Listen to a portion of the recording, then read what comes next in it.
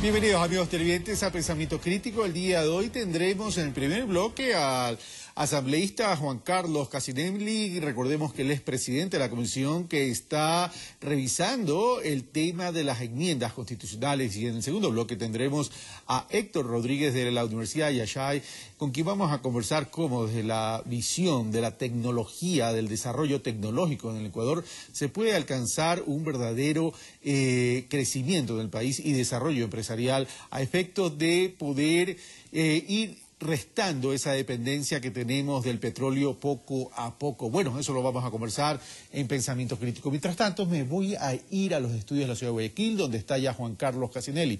Juan Carlos Cassinelli, muy buenos días. Buenos días, muchas gracias Carlos por la entrevista.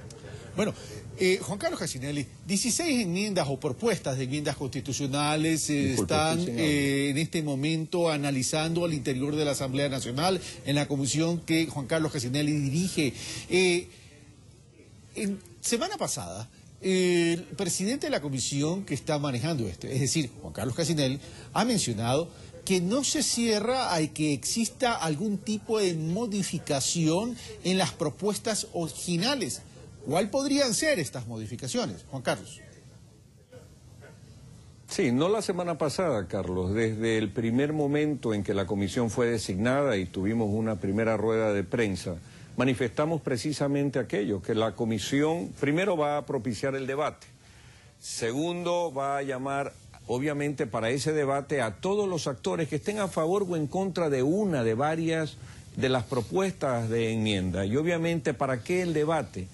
Para que si es necesario la comisión recoja esos distintos comentarios sobre los distintos puntos de la enmienda y si se requiere hacerle cambio o modificaciones, obviamente intentando siempre que no se afecte la estructura de aquello que se consultó a la Corte Constitucional, pero buscando mejorar los textos que se han propuesto para la enmienda.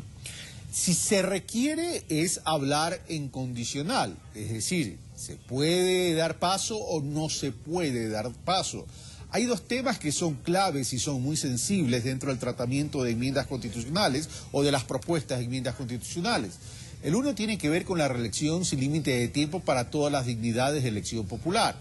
La pregunta es, ¿podría haber una modificación sin que altere el espíritu de la propuesta en términos que no sea consecutiva, sin límite de tiempo y que pudiese ser saltando un periodo? Lo condicional, a lo que muy bien hace referencia, se refiere a un respeto por el procedimiento que estamos siguiendo. Estamos en el tercer mes de 12 meses que prevé la Constitución para que la Comisión de Enmiendas tenga todos estos conversatorios a nivel nacional, así que sería un poquito irresponsable hoy decir esto es lo que se puede cambiar o no, primero. Segundo, sí hay dos temas que son importantes, pero hay 14 temas más que también son relevantes en distintos puntos porque todos buscan el mejoramiento en su momento de un empoderamiento ciudadano a través de la Constitución de la República y su adecuada redacción.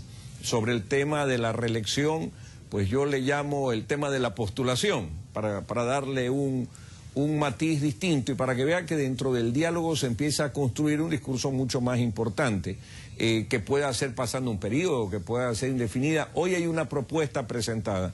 Sobre eso hay voces a favor, voces en contra, cada uno pone su criterio, nosotros seguiremos trabajando, como digo, sin anticipar el tema de nuestro informe final, para el cual faltan todavía un poco más de 9 meses, de una manera responsable y sistematizando las distintas opiniones que a través de los distintos diálogos ciudadanos estamos teniendo.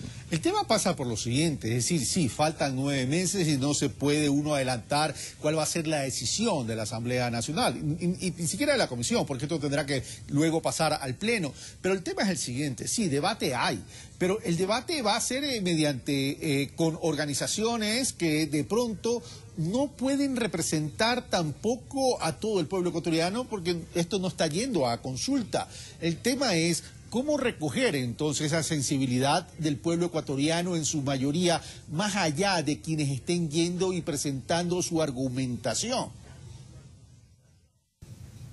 En cualquiera de los mecanismos que están previstos en la Constitución para la reforma constitucional, llámese enmienda o consulta, se debe propiciar un diálogo, posiblemente en el tratamiento de lo que guarda relación con la enmienda, aquel que sigue la Asamblea Nacional, de acuerdo a lo que establece la propia Carta Magna.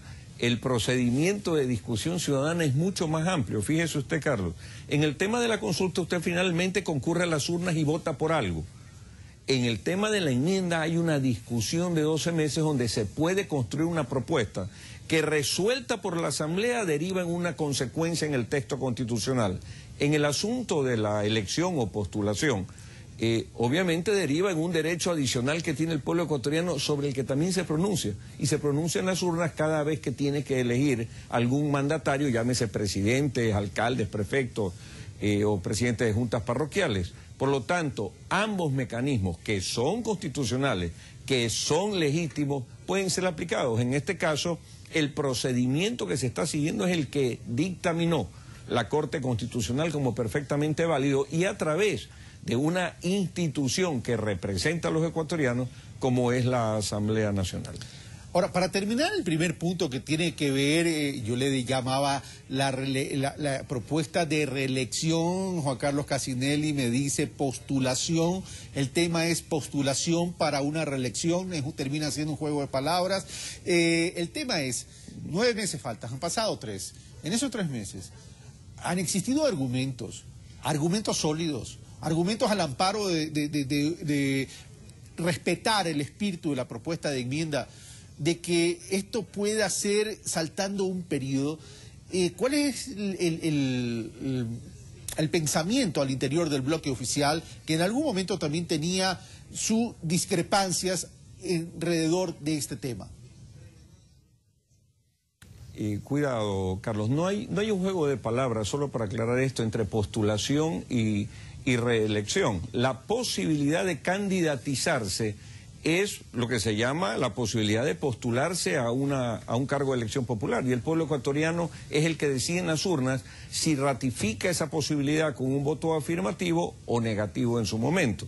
No es un juego de palabras, es una precisión, por ejemplo, que de los primeros debates resulta adecuada, porque pudiera pensarse, por otro lado, que cuando se habla de reelección indefinida, se indica que aquella persona que viene ejerciendo un cargo por la sola enmienda queda reelecta indefinidamente. Y disculpe que parezca esto elemental, pero es sumamente importante darle precisión. Es una postulación lo que se permite a través de eso. Ahora, ¿cuánto se ha avanzado en estos primeros 3 meses de socialización? Yo pienso mucho, porque primero, lo más importante, que era abrir el diálogo, que vengan las distintas tendencias hacia la comisión, ya es un tema que está propiciado y que está en proceso en los distintos sitios donde hemos podido estar. Hay gente a favor y hay gente en contra. Como yo le decía, coger y anticiparse en un momento dado a un pronunciamiento sería irresponsable, pero tenga usted la absoluta seguridad que los criterios que se están vertiendo, no solamente en el tema que usted hace referencia, en temas como el de la Contraloría General del Estado, en temas como el de la Defensoría del Pueblo, en temas como los gobiernos autónomos, las regiones que se tienen que conformar, que no son temas menores, en todos aquellos temas donde hay pronunciamiento se está sistematizando esto, y obviamente en el decurrir del tiempo vamos a ir poco a poco ya visualizando de esos conversatorios cuál es el mejor texto posible que se debe proponer desde la comisión al Pleno de la Asamblea Nacional. Bueno, vamos a ver a la hora del té, cuando se cumplan esos 9 meses, qué decide la Asamblea Nacional en relación a la propuesta de enmienda de que alguien en ejercicio se pueda postular para ser reelecto. Pasemos con el otro tema.